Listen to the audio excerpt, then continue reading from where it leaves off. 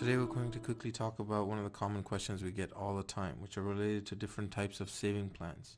So we have nowadays RRSPs, we have RESPs, those are the two common ones. Then we have other kinds of retirement plans that are out there as well. Some are restricted and some are not. So for all of these, there's just basically one main dividing factor which needs to be considered, which will determine how to calculate your zakat. So that dividing factor is access versus no access. So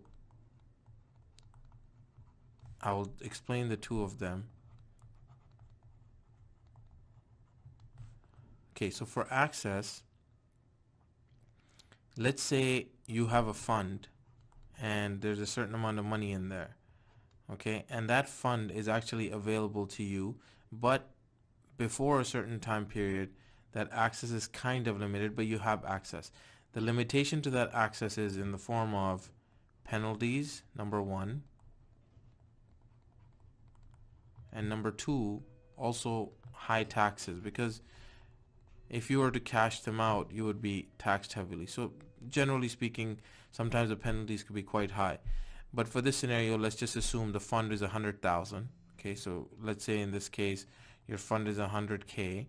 And then out of that, if you were to withdraw, let's say you do your zakat on the 27th of Ramadan. Then on the 27th of Ramadan, you go, you check your fund. Okay, it's got 100,000 in there, mashallah.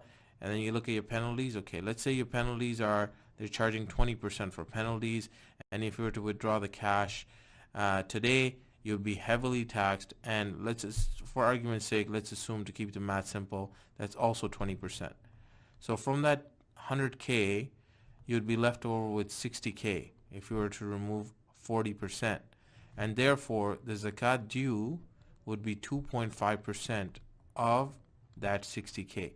That doesn't matter which one of the funds it is, as long as it follows the rules of access. So if there is a way for you to access that money, even if you have to incur some penalties, you have to pay zakat on it, but you can reduce your obligation of payment by removing the amount of penalties that you have to incur, and also the taxes that you might incur if you were to withdraw that cash.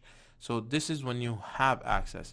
There's the other types of funds where you actually do not have access. So there's a maturity date, and before that maturity date, you do not have any access. So it could be upon age. So when somebody reaches the age of 65 or beyond, or it could be the fund itself. It has a limitation of a number of years. It could be a 5-year or a 10-year or even something else, hypothetically. But if your access is blocked and you cannot access the money, there's no way for you to access the money.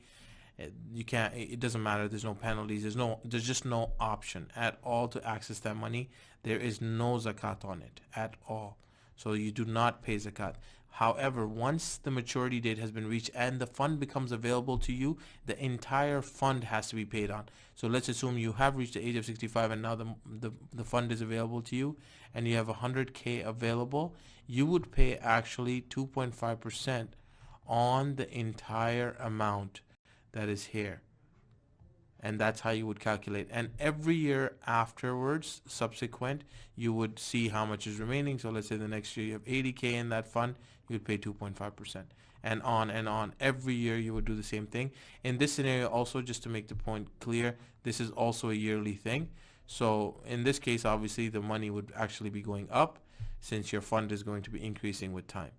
Hope this helps with the RRSP, RESP question, which is one of the top questions that we receive. Hope you find this video of benefit. Jazakallah khair. Assalamu alaikum.